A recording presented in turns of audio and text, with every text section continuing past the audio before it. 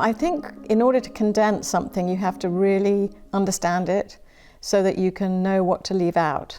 So what I always say to people is, being simple isn't simple, and it takes a long time to go short. So what you want them to have is the depth of the story, but in words that a young person can hear. I bring you good news that will bring great joy to all people. The rescuer has been born. You know, with children, they look to us for everything, and that's appropriate. They're little. But when it comes to their devotional life, I sometimes think we forget to give children hope. And we tell them all these things about what they're supposed to be doing, and it puts the focus on them. And when you put the focus on the child, it leaves the child in despair, because that's the moral code. The moral code will always leave all of us in despair because we never can live up to it. So what I wanted to do with these stories was paint a portrait of Jesus with 7 stories to show them just how much love he has for each person he's meeting in these different stories. And it's not about them being good enough. It's about the rescuer who's come, who loves us. And that's played out in all these different stories. So I wanted it to be a book of hope for children. He was the Word, everything God wanted to say. And he was life itself. And that life was the light that lights up our lives, that blazes in the darkness and won't ever go out at all. Something I go by is what Robert Frost said: no tears in the writer, no tears in the reader. So unless I'm moved by something deeply, I don't think I can write a story so that it moves the reader. And it could be moving the reader in laughter or crying or whatever, but it has to have that heart, and I have to start with it in my heart. The Bible calls the true stories about Jesus' life good news, like a herald would send. Why are they good news? Because they're telling us what Jesus has done to bring us back home to God and mend God's broken world. They're telling us our rescuer has come. The battle is won. I think if you can get out of the way and show the gospel in all of its beauty, then you're going to reach everyone, because the gospel is for everyone. And with a children's book, I think what's wonderful is that adults might be reading it to a child, but none of their normal defenses will be up. None of the defenses that say, no, I don't believe this, I don't believe that, I've got this against God.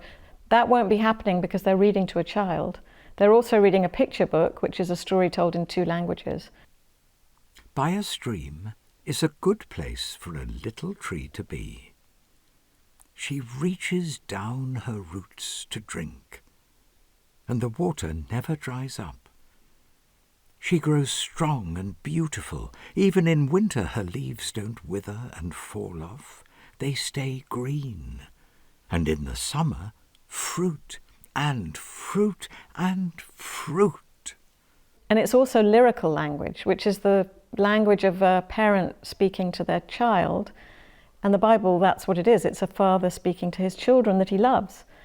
So because of all those things, I just think it will reach people. And if I'm doing my job right, if I'm making sure I've distilled the stories and I've got out of the way and I've shown the beauty of the gospel, then it's the power of the gospel that's taking these stories all over the world. Mary and Martha were 2 of Jesus' best friends. One day Jesus and his helpers made a special trip to see them. "It's Jesus!" cried Mary.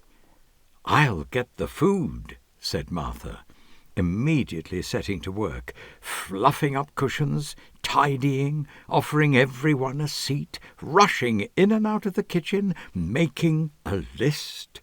I just think it's a beautiful thing when the words and the pictures can work together. And in one of the stories, in Mary and Martha, what I love to tell children is if you just looked at the pictures, you could get a sense of what's going on in the story. And so what I would say to children when they get this book, look at Martha's hairdo. Because as you go through the book, the more frantic she gets, the more crazy her hair gets. So by the end, it's really gone mad. So I just think that's just an example of what you can do in an illustration.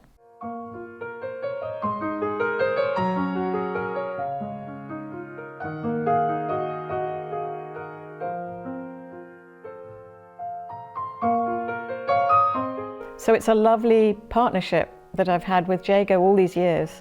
And in this new book, you know, both my writing and his art has changed quite a bit, but you can still see traces of what we were doing in our first book, Jesus Storybook Bible, but it's developed, and that's what Jago's so great at.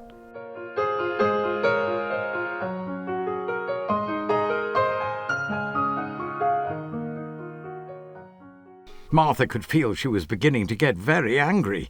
Her anger was simmering, bubbling up, boiling over, until, well, she couldn't help it.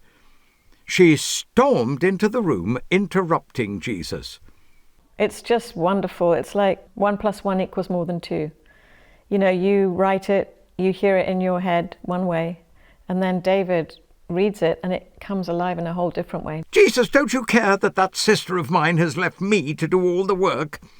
Tell her to help me.